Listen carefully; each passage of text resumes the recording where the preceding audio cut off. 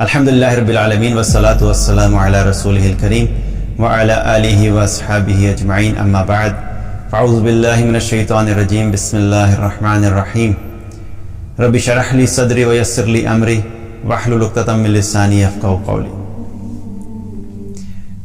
ہمیں سے ہر انسان کو زندگی میں مختلف سٹیجز سے گزرنا ہوتا ہے اور مختلف سٹیجز میں ہمیں مختلف قسم کی سچویشنز کو فیس کرنا ہوتا ہے، اور کبھی کبھی ایسا ہوتا ہے کہ انسان کو دوسروں کی مدد کی ضرورت ہوتی ہے، اور ہر انسان کو کبھی نہ کبھی زندگی میں کسی نہ کسی جگہ پہ کسی نہ کسی کی مدد کی ضرورت ہوتی ہے، اور ایک نظام اسی طریقے سے چل رہا ہے۔ اور مدد سے مراد یہ نہیں ہے کہ ضروری کہ کوئی مالی مدد ہی ہو۔ کئی دفعہ انسان کسی مسئلے میں پھنسا ہوتا ہے تو آپ اس کو صرف ایک ایڈوائس دے دیتے ہیں کہ اچھا فلاں کام کے لیے فلاں کے پاس چلے جاؤ، یہ میرا جاننے والا، تو یہ بھی آپ نے اس کی مدد کر دی۔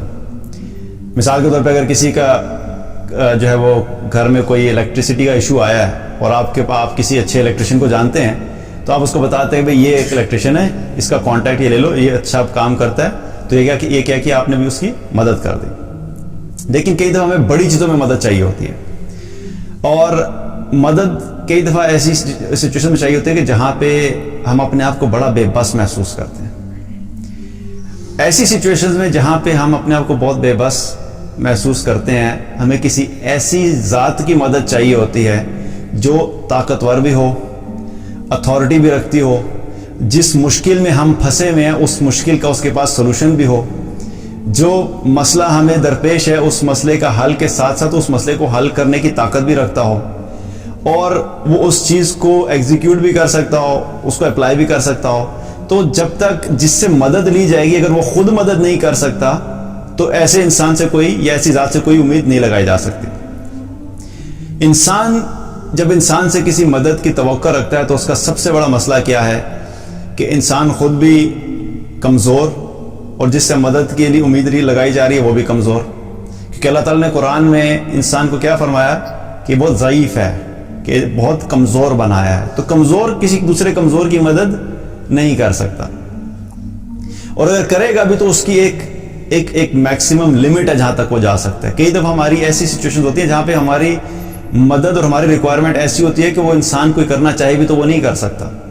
مثال کے طور پہ اگر کسی انسان کو کوئی مسئلہ آیا، بیماری آ گئی، اور اب اس کے پاس بیماری کو ٹھیک کرانے کے لیے، چیک اپ کرانے کے لیے پیسے نہیں ہیں، اور ڈاکٹر نے کہا جی آپ کو 5 لاکھ روپیہ چاہیے، میجر آپریشن ہوگا۔ اب آپ اس کی مدد کرنا چاہتے ہیں، لیکن آپ کے پاس 5 لاکھ روپیہ نہیں ہے۔ آپ کہتے ہیں میں تو تمہیں زیادہ سے زیادہ 10,000 روپیہ دے سکتا ہوں، یا بہت زیادہ بھی میں نے کر دیا تو میں 50,000 دے سکتا ہوں، میں 50,000 سے زیادہ نہیں کر سکتا۔ آپ کی کیا، آپ چاہتے بھی ہیں لیکن ہماری کیا ایک لمٹ ہوتی ہے، اس سے آگے ہم نہیں جا سکتے۔ تو ہمیں اپنی زندگی میں کسی ایسی طاقتور ذات کی ضرورت ہے کہ جس کی کوئی لمٹ نہیں ہو، جو کہیں پہ آ کے بلاک نہیں ہوتا ہو، جو کہیں پہ آ کے بے بس نہیں ہوتا ہو، جس کا علم جو ہے وہ بالکل مکمل ہو، کامل ہو۔ ایسی ذات صرف اور صرف کیا ہے؟ اللہ سبحانہ تعالیٰ کی ذات۔ اللہ تعالیٰ کا علم بھی کامل ہے، اللہ تعالیٰ کی طاقت بھی ایسی ہے کہ جس کا کوئی مقابلہ نہیں۔ اللہ تعالیٰ ہر چیز پہ قدرت بھی رکھتا ہے، جس چیز کے کرنے کا فیصلہ کرتا ہے وہ کر دیتا ہے۔ اللہ سبحانہ تعالیٰ کو کسی اور سے ایڈوائز لینے کی بھی ضرورت نہیں، کسی اور سے کسی قسم کی مدد لینے کی بھی ضرورت نہیں۔ وہ تنہا بادشاہ ہے، وہ پوری کائنات میں جب جس چیز کا فیصلہ جس وقت کرتا ہے وہ کر سکتا ہے اور وہ کر دیتا ہے۔ اسی لیے ہمیں جو اصل میں مدد چاہیے وہ کیا ہے؟ وہ اللہ سبحانہ تعالیٰ کی مدد ہے۔ اور اللہ تعالیٰ نے قرآن میں سورہ ال عمران کی آیت نمبر 160 میں فرمایا ان ینصرکم اللہ فلا غالب لکم، اگر اللہ تمہاری مدد کرے تو تم پہ کوئی غالب نہیں آ سکتا۔ وَإِن يَخْذُلْكُمْ، اور اگر وہی تمہیں چھوڑ دے، فَمَنْ ذَا الَّذِي يَنصُرُكُم مِّن بَعْدِهِ، تو پھر اس کے علاوہ کون ہے جو تمہاری مدد کرے گا۔ وَعَلَى اللَّهِ فَلْيَتَوَكَّلِ الْمُؤْمِنُونَ، اور ایمان والوں کو اللہ پر ہی بھروسہ کرنا چاہیے۔ تو اللہ سبحانہ تعالیٰ نے کیا بتا رہے ہیں کہ اگر مدد تمہیں چاہیے تو صرف اور صرف اللہ ہی تمہاری مدد کر سکتا ہے، اور یہ ہمیں بتا رہا ہے اللہ سبحانہ تعالیٰ کہ اگر اللہ کی مدد ہمارے ساتھ آ گئی تو پھر کوئی بھی ہم پہ غالب نہیں آ سکتا۔ کوئی بھی سچویشن ہوگی، اگر اللہ نے ہماری مدد کا فیصلہ کر دیا تو پھر ساری دنیا کے لوگ مل کے بھی ہمیں نیچے نہیں کر سکتے۔ لیکن اگر اللہ نے ہمیں چھوڑ دیا، اس کا جو دوسرا اینگل ہے جو اللہ سبحانہ تعالیٰ فرما رہے ہیں کہ اگر اللہ نے ہمیں چھوڑ دیا تو تو پھر کون تمہاری مدد کرے گا؟ پھر ساری دنیا کے لوگ مل کے، ساری دنیا کی طاقتیں مل کے بھی ہمارے مسائل کو حل کرنا چاہیں، ہمیں اس سچویشن سے باہر نکالنا چاہیں، ہماری پرابلمز کو ریزالو کرنا چاہیں، تو وہ نہیں کر سکتے، کیونکہ اللہ نے ہی چھوڑ دیا۔ اور پھر اللہ سبحانہ وتعالیٰ نے کیا فرمایا کہ ایمان والوں کو اللہ پر ہی بھروسہ کرنا چاہیے، دنیا کی کسی بھی انسان کی طرف ہماری ایکسپیکٹیشن نہیں ہونی چاہیے کہ دنیا میں فلاں انسان میری مدد کر دے گا، جب مجھے مالی تنگی آئے گی تو میرا فلاں دوست بہت مالدار ہے وہ میری ہیلپ کر دے گا، جب مجھے کوئی ہاسپٹل کا مسئلہ آئے گا تو میری فلاں جاننے والے ہاسپٹل کی بڑی اچھی پوزیشن میں وہ میری مدد کر دیں گی، مجھے اگر کہیں پہ پولیس سے ریلیٹڈ کوئی ایشو آئے گا تو میرا فلاں جاننے والا پولیس کے اندر بہت اچھے ڈپارٹمنٹ میں بہت اچھی پوزیشن کے اوپر مدد کر دے گا۔ اب یہ سارے کیا ہیں، یہ ایسا نہیں ہے کہ اس طرح کی مدد لینا کسی سے یا کسی سے کہنا کوئی منع ہے، لیکن امید نہیں ہونی چاہیے ان کے سامنے۔ یہ سب اسباب ہے جن کو ہم نے اپنانا ہے، لیکن ہماری امید اللہ سے ہونی چاہیے کہ اللہ ہماری مدد کرے گا، ذریعہ کسی کو بھی اللہ بنا سکتا ہے۔ اس لیے ہمیں ہر وقت اپنے ذہن کو، اس چیز کو، اپنے آپ کو تیار کرنا ہے کہ ہمیں اللہ ہی سے مدد چاہیے، اور اللہ سبحانہ تعالیٰ کی ذات ہی واحد ہے جو کہ اتنی طاقتور ہے کہ ہر سچویشن میں ہماری مدد کر سکتا ہے۔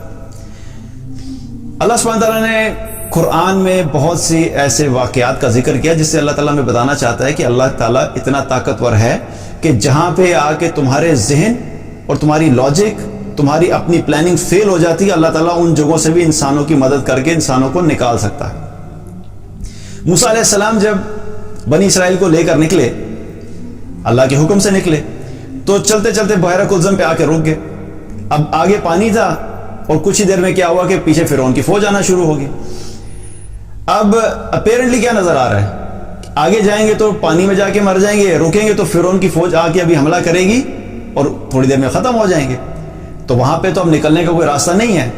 تو اب کس سے مدد مانگی جائے، مدد کیا طلب کی جائے؟ کوئی یہاں پہ کوئی لوگ ہوتے جن سے کہتے ہیں کشتیاں تمہارے پاس ہیں، تمہیں کشتیاں دے، تو وہ بھی نہیں تھا۔ تو ظاہری اسباب سارے کیا ہیں، بند ہیں، لیکن اللہ سبحانہ تعالیٰ جب مدد کرنا چاہتا ہے تو اللہ تعالیٰ ایسے ذریعے بنا دیتا ہے جو انسان کے ذہن سے بھی بالا تر ہم سوچ بھی نہیں سکتے۔ موسیٰ علیہ السلام کو جب ان کے حواریوں نے کہا کہ اے موسیٰ، قال اصحاب الموسیٰ انا لمدرکون، اے موسیٰ اب تو مارے گئے، اب کوئی راستہ نہیں ہے، لیکن موسیٰ علیہ السلام کا توکل اللہ پہ اتنا مضبوط تھا کہ انہوں نے فرمایا کلا ان معی ربی سیہدین، ہرگز نہیں، میرا رب میرے ساتھ ہے، وہ مجھے راستہ ضرور دکھائے گا۔ تو جب اللہ سبحانہ تعالیٰ، جب موسیٰ علیہ السلام نے اللہ پہ توکل کیا تو اللہ سبحانہ تعالیٰ نے ان کو کہا اندرب بعصاک البحر، پانی کے اوپر اپنا عصا مارو۔ جب انہوں نے پانی پہ عصا مارا تو کیا ہوا، پانی پھٹ گیا، اور اللہ تعالیٰ نے پانی کے درمیان سے ان کے لیے راستہ نکالا، اور موسیٰ علیہ السلام بنی اسرائیل کو لے کر وہاں سے گزرے، اور جب فرعون اپنے لشکر کے ساتھ اس پانی میں آیا تو اللہ تعالیٰ نے پانی کو حکم دیا کہ بند ہو جاؤ، اپنی اصلی حالت میں آ جاؤ۔ جب پانی اپنی اصلی حالت میں آیا تو فرعون غرق ہو گیا، اپنی فوج کے ساتھ غرق ہو کے ختم ہو گیا۔ تو اللہ سبحانہ تعالیٰ کیا فرما رہے کہ جب اللہ نے مدد کا فیصلہ کیا تو وہ ایسی جگہ سے بھی راستہ نکال دے گا جہاں پہ ہمارا ذہن نہیں جا سکتا۔ تو اللہ کی ذات اتنی طاقتور ہے کہ جس کو ہم ناممکن سمجھتے ہیں وہ اس کو بھی کر سکتا ہے، جو چیز ہمیں لاجیکلی سمجھ نہیں آتی وہ بھی کر سکتا ہے، جو چیز ہمیں سائنٹیفکلی سمجھ نہیں آتی اللہ سبحانہ تعالیٰ وہ بھی کر سکتا ہے۔ تو اس لیے اللہ سبحانہ تعالیٰ کی طاقت کے اوپر ہمیں بھروسہ کرنا ہے کہ اللہ تعالیٰ اتنا طاقتور ہے کہ وہ ہماری ہر حال میں مدد کر سکتا ہے۔ اسی طریقے سے یونس علیہ السلام جب مچھلی کے پیٹ میں گئے تو ظاہری طور پہ تو اب نکلنے کے کوئی اسباب نہیں تھے، وہ کیا کر سکتے تھے، کوئی پاسبلٹی نہیں تھی۔ اندھیرے پہ اندھیرا، غم کا اندھیرا، مچھلی کے پیٹ کا اندھیرا، رات کا اندھیرا، سمندر کے پانی کا اندھیرا، اور نکلنے کے کوئی ظاہری اسباب نہیں ہیں، لیکن انہوں نے اس مشکل حالت میں بھی اللہ سبحانہ تعالیٰ کو پکارنا شروع کیا، لا الہ الا انت سبحانک انی کنت من الظالمین۔ اللہ سے مدد طلب کی، اللہ کو پکارا، اللہ کو یاد کیا، تو اللہ سبحانہ تعالیٰ نے اس ناممکن سچویشن میں بھی اپنی مدد بھیجی اور اس مچھلی کو حکم دیا کہ وہ ان کو پانی سے باہر آ کے اگل دے۔ تو نکلنے کا تو راستہ نہیں تھا، لیکن اللہ پہ بھروسہ کیا تو اللہ سبحانہ تعالیٰ نے ان کے لیے نکلنے کا راستہ نکال دیا۔ تو مدد کس سے طلب کرنی ہے، صرف اور صرف اللہ ہی سے طلب کرنی ہے۔ اسی طریقے سے اللہ سبحانہ تعالیٰ نے نبی صلی اللہ علیہ وسلم کی بھی مدد کی۔ جب آپ صلی اللہ علیہ وسلم ہجرت کرنے کے لیے جا رہے تھے تو غار ثور میں ابو بکر رضی اللہ عنہ ساتھ تھے، تو جب وہاں پر کفار مکہ وہاں پہ پہنچے اور ابو بکر رضی اللہ عنہ کو فکر ہوئی کہ اگر انہوں نے نیچے دیکھ لیا، غار کے منہ پہ جب کفار پہنچے تو ان کو یہ فکر ہوئی کہ جب اگر نیچے دیکھیں گے تو ہمیں یا رسول اللہ یہ ہمیں دیکھ لیں گے اور ہم پکڑے جائیں گے. تو نبی صلی اللہ علیہ وسلم نے ابو بکر رضی اللہ عنہ سے کیا فرمایا؟ لا تحزن ان اللہ معنا، غم نہ کرو اللہ ہمارے ساتھ ہے. یعنی کیا؟ اللہ کی مدد ہمارے ساتھ ہے. تو جب اللہ ساتھ ہوتا ہے تو اللہ مدد کرتا ہے. اور پھر اللہ سبحانہ تعالیٰ نے اپنی مدد بھیجی، اور اس کا تذکرہ اللہ سبحانہ تعالیٰ نے سورہ توبہ کی آیت نمبر 40 میں کیا.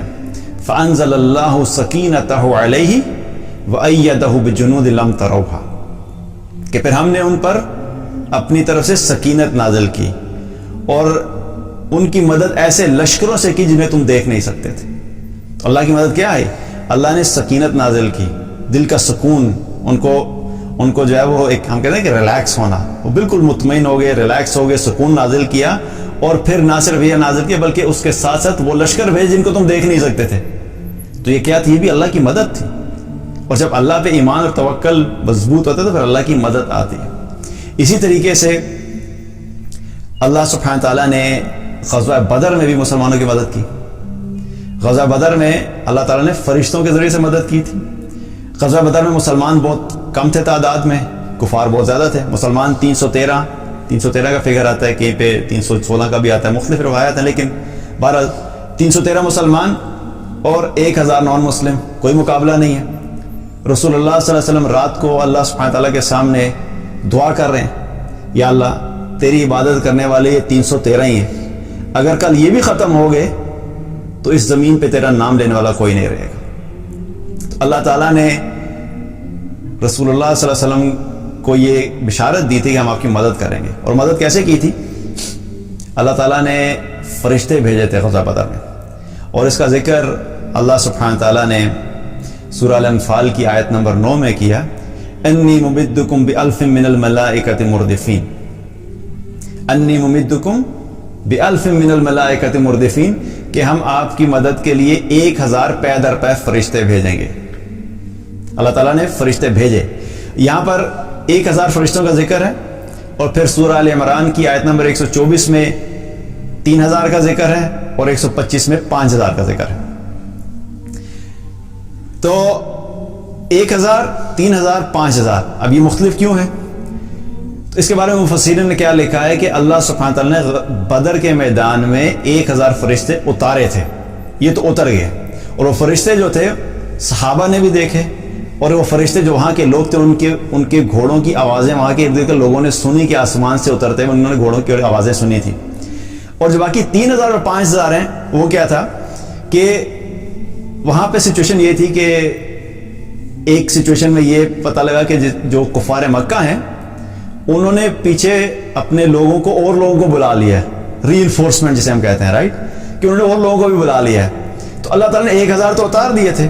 اب جو صحابہ تھے ان کے دلوں کو مطمئن کرنے کے لیے، مزید سٹرونگ کرنے کے لیے، جب یہ خبر پہنچی کہ کفار مکہ کی ری انفورسمنٹ آ رہی ہیں تو اللہ تعالیٰ نے حکم دیا کہ پریشان نہیں ہو، میری طرف سے بھی 3000 آ رہے ہیں، رائٹ. اور پھر جب پتہ لگا اور آ رہے ہیں تو اللہ تعالیٰ نے کہا 5000 آ رہے ہیں.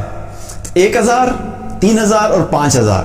تو حقیقت میں 1000 تو بدر کے میدان میں اترے تھے، لیکن 3000 اور 5000 کی ضرورت نہیں پڑی. لیکن اللہ سبحانہ تعالیٰ نے مسلمانوں کو یہ کمٹمنٹ دی تاکہ ان کے دل مزید سٹرونگ ہو جائیں کہ اللہ کی مدد تمہارے ساتھ ہے. اگر ان کے 1000 ہیں تو میری طرف سے بھی 1000 فرشتے، اگر وہ اور آئیں گے تو میں بھی اور فرشتے تمہیں بھیجوں گا. اللہ سبحانہ تعالیٰ نے اس طریقے سے مدد کی. اور اللہ جب مدد کرتا ہے تو یہ اللہ سبحانہ تعالیٰ کے اپنے اس پہ کس طریقے سے مدد کرتا ہے. اب بدر کے میدان میں مدد ایسے بھی ہو سکتی تھی کہ اللہ تعالیٰ کفار مکہ کے جو حصہ تھا زمین تھی اس زمین کو پھاڑ کے ان کو ختم کر دیتا، یا اللہ تعالیٰ اب جو ہے وہ پرندوں کو بھیجتا ہے، جو کہ پہلے بھی اللہ تعالیٰ نے کیا، پرندوں کے ذریعے سے ہاتھیوں کو ختم کیا تھا. الم تر کیف فعل ربک باصحاب الفیل، یہ سارا واقعہ ہمیں پتہ ہے. لیکن اللہ سبحانہ تعالیٰ نے پرندے نہیں بھیجے، وہاں پہ کیا فرشتے بھیجے اللہ تعالیٰ نے. اب اللہ کی جو مدد ہے وہ مختلف طریقے سے ہو سکتی ہے. تو وہاں پہ کیا 1000 فرشتوں سے اللہ تعالیٰ نے مدد کی اور اللہ سبحانہ تعالیٰ نے مسلمانوں کو وہاں پہ فتح عطا فرمائی. اسی طریقے سے غزوہ حنین میں بھی مسلمان جب مشکل سچویشن میں تھے، کیا ہوا تھا کہ شروع میں مسلمان جو ہے وہ کیا ہوا، ان کے اوپر جب کفار نے اٹیک کیا تو مسلمانوں کے پاؤں کیا تھے، اکھڑ گئے تھے، وہ بکھر گئے تھے، وہ تھوڑے سے پینک سچویشن میں چلے گئے تھے. تو اللہ سبحانہ تعالیٰ نے وہاں پر بھی مسلمانوں کی مدد کی، اور اس کا ذکر اللہ تعالیٰ نے سورہ توبہ کی آیت نمبر 26 میں کیا، 26 میں ثم انزل اللہ سکینتہ علی رسولہ وعلی المؤمنین وانزل جنود لم تروہا۔ اللہ تعالیٰ نے رسول اللہ صلی اللہ علیہ وسلم پر اور ایمان والوں پر سکینت نازل کی، اور ایسے لشکروں سے ان کی مدد کی جن کو تم دیکھ نہیں سکتے۔ اب آپ ذرا سچویشن سمجھیے کہ جب غزوہ حنین میں شروع میں مسلمان ایک دم سے بکھر گئے تھے، تو اس سچویشن میں سب سے اہم کیا چیز ہوتی ہے؟ جب کوئی ڈیزاسٹر والی سچویشن ہوتی ہے نا، تو سب سے اہم چیز کیا ہوتی ہے کہ آپ نے اپنے ہوش اور حواس کو قائم رکھنا ہوتا ہے، کیونکہ آپ کی جو ڈیسیژن میکنگ کی پاور ہے، اگر آپ کا ذہن ہی نہیں چل رہا اور آپ پینک کر گئے تو اس سچویشن میں کیا ہوتا ہے کہ چھوٹے سے چھوٹا فیصلہ بھی کرنا انسان کے لیے مشکل ہو جاتا ہے، جو عام روٹین میں انسان سوچتا بھی نہیں اور وہ فوراً کر لیتا ہے، لیکن جب انسان پینک موڈ میں چلا جاتا ہے تو انسان کو سمجھ ہی نہیں آ رہی ہوتی کہ کیا کیا جائے۔ اس میں سب سے پہلے کیا اہم چیز تھی کہ ان کو ریکمپوز کرنا، ان کے دلوں کو سکون دینا، تاکہ ہوش و حواس سب کے قائم رہیں، اور اس حساب سے آگے کیا چلنا ہے، آگے کس طریقے سے سچویشن کو ہینڈل کرنا ہے، تاکہ مسلمان دوبارہ سے ری گروپ ہوں۔ اور پھر اللہ سبحانہ تعالیٰ نے اس سکینت کے ساتھ ساتھ پھر فرشتے بھیجے۔ یہاں پر بھی اللہ تعالیٰ نے کیا ذکر کیا؟ اللہ تعالیٰ نے فرشتے بھیجے، ایسے لشکر بھیجے جن کو تم دیکھ نہیں سکتے تھے۔ تو یہ بھی اللہ ہی کی مدد، اللہ کی طرف سے مدد آئی غزوہ حنین کے اندر بھی۔ تو اللہ سبحانہ تعالیٰ اتنا طاقتور ہے کہ وہ ہر سچویشن میں ہماری مدد کر سکتا ہے، اور ہم نے مدد اللہ ہی سے مانگنی ہے۔ اب مسئلہ یہ آتا ہے کہ مدد ہم چاہتے تو ہیں، سارے چاہتے ہیں کہ اللہ ہماری مدد کرے، لیکن مدد اللہ کی کس وجہ سے آتی ہے؟ ایک طرف ہم چاہتے ہیں اللہ کی مدد آئے، اور دوسری طرف ہماری ساری زندگیاں اللہ کی نافرمانی والی ہوں، اللہ سے دشمنی، اللہ سے بغاوت، نماز ہم نہ پڑھیں، روزے ہم نہ رکھیں، جھوٹ ہم لوگ بولیں، غیبت ہم لوگ کریں، فحاشی اور غیانی نہ صرف دیکھیں بلکہ اس کو پروموٹ بھی کریں، اور سود کے اوپر کاروبار بھی چل رہا ہو، تو پھر ہم کہتے ہیں اللہ کی مدد نہیں آ رہی۔ تو اللہ کی اگر مدد چاہیے تو سب سے پہلے کیا چیز ہے کہ اللہ سے کوئی تعلق تو ہو جو اللہ سے ہماری مدد کرے۔ کبھی ہم ایکسپیکٹ کرتے ہیں کہ ہم نے کسی کے ساتھ دشمنی کی ہوئی ہو اور دشمن ہماری مدد کرے گا۔ ہم نے خود اللہ کے ساتھ ایک قسم کی دشمنی کی ہوئی ہے، ہم زبان سے نہیں کہتے، لیکن ہمارے اعمال کیا ہیں؟ اللہ تعالیٰ جب ہمیں حکم دیتا ہے کوئی چیز کرنے کو اور ہم اس کے اپوزٹ کرتے ہیں، تو حقیقت میں کیا ہے کہ ہم نے اللہ سے دوستی تو نہیں کی ہوئی۔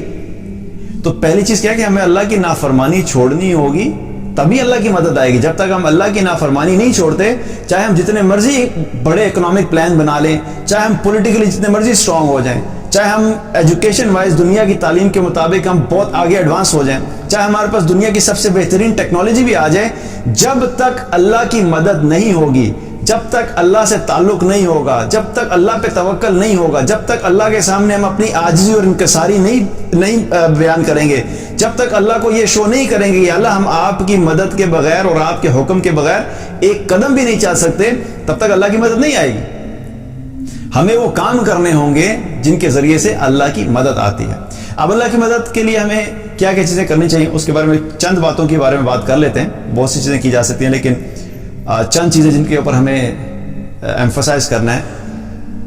اللہ تعالیٰ نے قرآن میں فرمایا یا ایھا الذین آمنوا استعینوا بالصبر والصلاۃ، اے ایمان والو اللہ سے مدد مانگو نماز اور صبر کے ذریعے سے۔ تو پہلی چیز کیا ہے؟ نماز ایسی چیز ہے جس کے ذریعے سے اللہ کی مدد آتی ہے، اور نماز بھی صرف پڑھنا نہیں بلکہ نماز وہ جو خشوع والی نماز ہو، جس میں اللہ کا دھیان ہو، جس میں اللہ کی طرف دل بھی اللہ کی طرف ہو، ذہن بھی اللہ کی طرف ہو، اور انسان جو مدد مانگ رہا ہے انسان کا جو شعور اور لاشعور پورے طریقے سے متوجہ ہو۔ اور ہم جب نماز پڑھتے ہیں تو حقیقت میں ہم کیا کہتے ہیں؟ اللہ سے مدد ہی مانگ رہے ہوتے ہیں۔ ایاک نعبد و ایاک نستعین، کیونکہ فاتحہ، سورہ فاتحہ کیا ہے؟ وہ نماز کا لازمی جز ہے، وہ تو ہم پڑھتے ہی پڑھتے ہیں۔ اگر ہم کوئی اور دعا نہ بھی کریں تو یہ دعا تو ہم لازمی اللہ تعالیٰ سے ہر نماز میں کرتے ہیں کہ ایاک نعبد و ایاک نستعین، یا اللہ صرف تیری ہی بندگی کرتے ہیں اور صرف تجھی سے مدد مانگتے ہیں۔ تو ہم اللہ کو یہ شو کرتے ہیں کہ اللہ ہمیں آپ کی مدد کی ضرورت ہے۔ اور رسول اللہ صلی اللہ علیہ وسلم کا طریقہ بھی یہی تھا کہ جب بھی کوئی مشکل آتی تھی آپ صلی اللہ علیہ وسلم فوراً نماز کی طرف متوجہ ہوتے تھے. کہیں پہ چاند گرہن ہوا، سورج گرہن ہوا، فوراً نماز کی طرف متوجہ ہوئے. کوئی آندھی چلنا شروع ہوئی، فوراً نماز کی طرف متوجہ ہوئے. تو یہ رسول اللہ صلی اللہ علیہ وسلم کی سنت بھی ہے، اور یہی طریقہ ہے کہ ہمیں کیا ہے کہ نماز کے اوپر دھیان دینا. اور یہ نماز سے مراد فرض نمازیں نہیں ہیں. فرض نماز تو ہم نے پڑھنی ہی پڑھنی ہے، چاہے ہماری نیت ہو مدد لینے کی یا نہ لینے کی. فرض نماز تو ہم نے لازمی پڑھنی ہے، کیونکہ فرض نماز کی کوئی معافی نہیں ہے، ہر حال میں پڑھنی ہے. لیکن یہ کیا ہے کہ اپنی نمازوں کو، اپنی نفل نمازوں کو بڑھا دینا، نوافل کا اہتمام کرنا، اور نوافل کے ذریعے سے اللہ کی مدد کو طلب کرنا. تو پہلی چیز کیا ہے؟ نماز. اور دوسری چیز کیا فرمائی؟ صبر.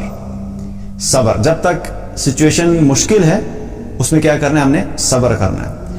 اور اللہ سبحانہ تعالیٰ سے شکوے نہیں کرنے، یا اللہ میرے ساتھ یہی ہوتا ہے، آپ کو میں ہی ملا ہوں یہ سب کرنے کے لیے. جب بھی کوئی مسئلہ آتا ہے ہمارے ساتھ ہی ہوتا ہے. ابھی ریسنٹلی ایک پاکستان میں بات کر رہا تھا، تو کسی نے مجھے بتایا کہ کوئی غریب تھا بیچارہ، اس کا کوئی ایکسیڈنٹ ہو گیا. تو میں نے اس سے پوچھا کہ اس کی طبیعت کیسی ہے، تو انہوں نے کہا ہاں بچت ہو گئی اللہ کا شکر، لیکن وہ بھی ایڈمٹ ہے.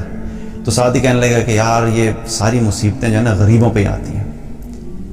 تو میں نے کہا کہ اللہ سبحانہ تعالیٰ کا فیصلہ ہے، یہ کسی پہ بھی آ سکتا ہے، لیکن اصل میں تو کیا ہے، اس کا امتحان تو نہیں، ہمارا امتحان ہے. اس کا امتحان تو اس طریقے سے ہے کہ جب اللہ تعالیٰ نے اسے مشکل میں ڈالا تو اللہ اس کو آزما رہا ہے کہ اس مشکل میں بھی وہ اللہ سبحانہ تعالیٰ کے ساتھ اس کا تعلق کیسا رہتا ہے، کہ اللہ سے بدگمان تو نہیں ہو جاتا. اور ہمارا امتحان کیا ہے کہ جب وہ مشکل میں گیا ہے تو ہم نے کیا کیا. تو حقیقت میں کیا ہوتا ہے کہ جب بھی کوئی مشکل ہوتی ہے اس میں صرف اس شخص کے لیے امتحان نہیں ہوتا، بلکہ ارد گرد میں جو لوگ جاننے والے ہوتے ہیں ان کا بھی امتحان ہوتا ہے. تو صبر کیا ہے کہ جب بھی مشکل آئے اس میں صبر کرنا. اور صبر سے مراد کیا ہے کہ صرف مشکلات میں صبر نہیں ہے، بلکہ مشکل حالات میں اپنی عبادات اور اللہ کی اطاعت کو قائم رکھنا ہے. کیونکہ جب ہم عبادت کرتے ہیں تو تب بھی ہم صبر ہی کر رہے ہوتے ہیں، کیونکہ ہم اپنے آپ کو اللہ کی اطاعت کی طرف لے کے جاتے ہیں، اور کئی دفعہ بڑی مشکلات سے ہم اس کی طرف جا رہے ہوتے ہیں، تب بھی ہم بہت سی چیزوں میں صبر کر رہے ہوتے ہیں. اسی طریقے سے جو اللہ کی نافرمانی ہے اس سے اپنے آپ کو روکنا، یہ بھی صبر ہے. تو ہمیں ہر چیز میں اپنے صبر والے ایسپیکٹ کو قائم رکھنا ہے، کیونکہ جب مشکل حالات آتے ہیں نا، اصل امتحان اللہ کی طرف سے وہی ہوتا ہے. جیسے کہتے ہیں کہ فلٹر ہوتے ہیں لوگ جب سچویشنز آتی ہیں. جب آئیڈیل سچویشن ہے تب تو سب خوش ہیں، مال بھی ٹھیک ہے، جاب بھی ٹھیک ہے، بزنس بھی ٹھیک ہے، صحت بھی ٹھیک ہے، کوئی پرابلم نہیں ہے لائف میں، تو سب ٹھیک ہے. لیکن اصل میں کون اللہ کے کتنے قریب ہے اس وقت پتہ لگتا ہے جب حالات مشکل ہوتے ہیں. تو اس وقت پتہ لگتا ہے کہ کون کتنا صبر کرنے والا ہے. تو ہمیں کیا کرنا ہے کہ اس سچویشن میں دوسری چیز جو اللہ کی مدد کو کھینچتی ہے وہ کیا ہے؟ وہ صبر کرنا ہے. تیسری چیز کیا ہے جو اہم ہے کہ ہمیں اللہ کے دین کے لیے محنت کرنا. اللہ تعالیٰ نے سورہ محمد کی آیت نمبر 7 میں فرمایا ان تنصروا اللہ ینصرکم ویثبت اقدامکم یا ایھا الذین آمنوا ان تنصروا اللہ ینصرکم ویثبت اقدامکم. اے لوگوں جو ایمان لائے ہو، تم اللہ کی مدد کرو، اللہ تمہاری مدد کرے گا اور تمہارے قدموں کو جما دے گا، تمہیں ثابت قدم رکھے گا. ابھی ہم پہلے بات کر رہے تھے کہ اللہ تعالیٰ تو خود اتنا طاقتور ہے کہ وہ ہماری مدد کرتا ہے. یہاں پہ اللہ تعالیٰ کیا فرما رہا ہے کہ اے ایمان والو تم اللہ کی مدد کرو. اللہ تعالیٰ کو مدد کی ضرورت ہے، وہ تو غنی ہے، وہ طاقتور ہے، وہ تو بادشاہوں کا بادشاہ ہے، پوری کائنات کو تنے تنہا چلا رہا ہے، اور اس کو کیا مدد کی ضرورت ہے ہماری؟ اللہ کو تو ہماری مدد کی ضرورت نہیں ہے. اس سے مراد کیا ہے کہ اللہ کے دین کی مدد کرو. اپنی زندگی میں سے کچھ وقت، کچھ حصہ اللہ کے دین کے لیے لگاؤ. صرف اپنی ذاتی عبادات، اپنی نمازیں، اپنا ذکر، اپنی تلاوت، یہ سب اپنا عمل ہے، ٹھیک ہے، یہ بھی ہم نے کرنا ہے، لیکن اپنی زندگی کا کچھ حصہ اللہ کے دین کے لیے ڈیڈیکیٹ کرنا، کہ ہماری یہ کوشش ہو کہ کسی طریقے سے اللہ کا دین پوری دنیا تک لوگوں تک پہنچے، کسی طریقے سے لوگوں کو صحیح بات کا پتہ لگے، کسی طریقے سے لوگ گناہوں سے بچ کے نیکیوں کی طرف آ جائیں، کسی طریقے سے لوگ اللہ کی نافرمانی کو چھوڑ کے فرما برداری والی زندگی پہ آ جائیں. یہ سب چیزیں اللہ کے دین کے لیے محنت کرنے میں آتی ہیں. تو ہمیں اس کے لیے بھی کوشش کرنی ہے، کیونکہ اگر ہم چاہتے ہیں کہ اللہ کی مدد ہو تو اللہ تعالیٰ میں کیا فرما رہا ہے کہ تم اللہ کے دین کی مدد کرو، اللہ تمہاری مدد کرے گا. اور جب اللہ کی مدد آئے گی تو اللہ کی مدد دنیا میں بھی ہے اور آخرت میں بھی ہے. تو اگر ہمیں اللہ کی مدد چاہیے تو اس کے لیے ہمیں کیا کرنا ہے؟ اللہ کے دین کے لیے محنت کرنی ہے، اور اس کے ذریعے سے بھی اللہ سبحانہ تعالیٰ کی مدد آتی ہے. اسی طریقے سے جو چوتھی چیز ہمیں کرنے کی ضرورت ہے وہ کیا ہے؟ دوسروں کی مدد کرنا. صحیح مسلم کی ایک روایت ہے جس میں نبی صلی اللہ علیہ وسلم نے فرمایا، بہت ہی خوبصورت حدیث ہے، اس کے کچھ حصے ہیں ان کے بارے میں بات کریں گے، کہ نبی صلی اللہ علیہ وسلم نے فرمایا کہ اللہ سبحانہ تعالیٰ اپنے بندے کی اس وقت تک مدد کرتا رہتا ہے جب تک وہ دوسرے کی مدد کرتا رہتا ہے، اپنے دوسرے مسلمان بھائی کی مدد میں لگا رہتا ہے. یعنی جب تک ہم دوسروں کی مدد میں لگے رہیں گے، نبی صلی اللہ علیہ وسلم کی طرف سے یہ کیا ہے؟ ضمانت ہے کہ اللہ تمہاری مدد میں لگا رہے گا. اب ہمیں اگر اللہ کی مدد چاہیے تو کیا کرنا ہے؟ کہ دوسروں کی مدد کرنی ہے. اور پھر اسی حدیث کا ایک اور حصہ ہے، اس میں فرمایا کہ جب کوئی شخص کسی دوسرے شخص کی دنیا کی کسی مشکل کو دور کرتا ہے، اس کے بدلے میں اللہ سبحانہ تعالیٰ اس کی آخرت کی کسی بڑی مشکل کو دور کر دیتا ہے. آپ نے کسی کے لیے دنیا میں آسانی کی، کوئی مشکل میں تھا، کسی کو پیسوں کی ضرورت تھی، کسی کوئی بیماری میں تھا، اس کو بیماری میں دوائی کی ضرورت تھی، کھانے کے لیے اس کے پاس کھانا نہیں تھا، پہننے کے لیے اس کے پاس کپڑے نہیں تھے، کسی قسم کی بھی آپ نے اس کی دنیا کی ضرورت کو پورا کیا، تو نبی صلی اللہ علیہ وسلم میں کیا بتا رہے ہیں کہ اللہ سبحانہ تعالیٰ اس کے بدلے میں اس شخص کی آخرت کی کسی بڑی مشکل کو دور کر دے گا. اور پھر اسی حدیث میں فرمایا کہ اگر کسی شخص نے کسی تنگ دست بدحال کی مدد کی، یعنی اب کوئی شخص فائنینشیل پرابلم میں آ گیا، آپ نے اس کی مدد کی، تو اللہ سبحانہ تعالیٰ اس کے بدلے میں ایسے شخص کے لیے دنیا اور آخرت کی آسانیاں پیدا کر دے گا. آپ نے کسی کے لیے دنیا میں آسانی کی، اس کی مالی مدد کی، تو اللہ تعالیٰ صرف دنیا کی نہیں، یسر اللہ علیہ فی الدنیا والآخرہ، حدیث میں الفاظ کیا ہیں کہ اللہ تعالیٰ ایسے شخص کے لیے اس کی دنیا اور آخرت کی چیزوں میں آسانی پیدا کر دے گا. تو یہ سب کیا؟ اور اللہ کی مدد آ رہی ہے. اللہ کی مدد چاہیے تو ہمیں جو اللہ کی مخلوق ہے اس کے لیے بھی ہمیں محنت کرنی ہے، ان کے لیے بھی ہم نے فکر مند ہونا ہے کہ جو کہیں کہ جہاں پہ مشکل میں ہے اس کی مدد کرنا شروع کر دو. اب یہ فارمولہ کیا ہے کہ اگر آپ زیادہ مشکل میں آ گئے تو ہم نے کیا کرنا ہے کہ فوراً یہ دیکھنا ہے کہ ہم زیادہ کرنا شروع کر دیں، دوسروں کی زیادہ مدد کرنا شروع کر دیں. عام روٹین میں اگر مہینے میں صدقہ 1000 روپیہ کرتے تھے، صدقہ بڑھا دیں. اگر کسی ایک بندے کی مدد کرتے تھے، دوسرے کی بھی مدد شروع کر دیں. تو یہ اللہ سبحانہ تعالیٰ کی مدد کھینچنے کا ایک اور طریقہ ہے، اور نبی صلی اللہ علیہ وسلم نے بتایا، اور صحیح مسلم کی روایت ہے. اسی طریقے سے اللہ پہ توکل کا ہونا، اس کے ذریعے سے بھی اللہ کی مدد آتی ہے. اللہ تعالیٰ نے قرآن میں توکل سے متعلق کیا فرمایا؟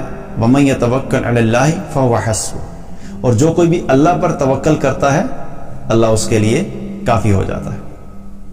ابراہیم علیہ السلام کو جب آگ میں ڈالا جا رہا تھا تو وہ ان کو جب آگ میں ڈالنے کے لیے پھینکا تو وہ کیا فرما رہے تھے؟ حسبنا اللہ ونعم الوکیل، حسبنا اللہ ونعم الوکیل، کہ میرا بھروسہ، میرا اللہ میرے لیے کافی ہے اور وہی بہترین کارساز ہے. تو اللہ پہ توکل تھا. تو جب اللہ پہ توکل کیا تو اللہ سبحانہ تعالیٰ نے ان کی مدد کی، جبریل علیہ السلام کو بھیج دیا. انہوں نے پوچھا بھی کوئی مدد کی ضرورت ہے؟ انہوں نے کہا ہاں مدد کی ضرورت ہے، لیکن تمہاری مدد کی ضرورت نہیں ہے، اللہ کی مدد کی ضرورت ہے. اور پھر جب آگ میں گئے تو اللہ نے مدد کیسے کی؟ آگ میں کوئی بھی چیز جاتی ہے تو جل جاتی ہے، لیکن اللہ تعالیٰ نے آگ کو حکم دیا، یا نارو کونی بردم و سلام علی ابراہیم، اے آگ تو ٹھنڈی ہو جا سلامتی کے ساتھ ابراہیم کے لیے. تو ہماری سائنس کیا کہتی ہے کہ آگ جو ہے وہ جو بھی چیز آگ میں جائے گی وہ جل جائے گی. اب اللہ سبحانہ تعالیٰ یہاں پہ آگ کو بجھا بھی سکتے تھے، یا ابراہیم علیہ السلام کو آگ کے علاوہ کسی اور جگہ پہ بھی اتار سکتے تھے، فرشتے کے ذریعے ابراہیم علیہ السلام کو ہٹا دیتے. لیکن اللہ تعالیٰ نے ہمیں کیا دکھایا کہ جو بھی چیز تمہیں ظاہری طور پہ نظر آتی ہے کہ وہ نفع اور نقصان کی ہے، آگ نقصان پہنچانے والی ہے، لیکن وہ نقصان نہیں پہنچا سکتی جب تک کہ اللہ کا حکم نہیں ہو. جو چیز فائدہ پہنچانے والی ہے وہ چیز ہمیں فائدہ نہیں دے سکتی جب تک اللہ کا حکم نہیں ہو. تو اللہ تعالیٰ نے آگ کے اندر سے جلانے کی سکت کو ہی ختم کر دیا. تو اللہ پہ جب توکل کرتے ہیں تو پھر اللہ کی مدد آتی ہے. تو توکل کے ذریعے سے بھی اللہ کی مدد آتی ہے. ہمیں اپنی زندگی میں اللہ پر بھروسہ رکھنا چاہیے کہ اللہ سبحانہ تعالیٰ ہماری مدد ضرور کرے گا. اور آخری چیز جو سب سے اہم ہے جس کے اوپر ہمیں فوکس کرنا، وہ کیا ہے؟ اللہ تعالیٰ سے دعا کرنا، دعاؤں کا اہتمام. جب بھی مشکل آئے عام روٹین سے زیادہ اللہ سے دعائیں مانگنا شروع کر دیں، کیونکہ دعا ایسی چیز ہے جس کے بارے میں آپ صلی اللہ علیہ وسلم نے کیا فرمایا کہ تقدیر کو بھی بدل دیتی ہے. اتنی طاقت اللہ تعالیٰ نے دعا میں رکھی ہے.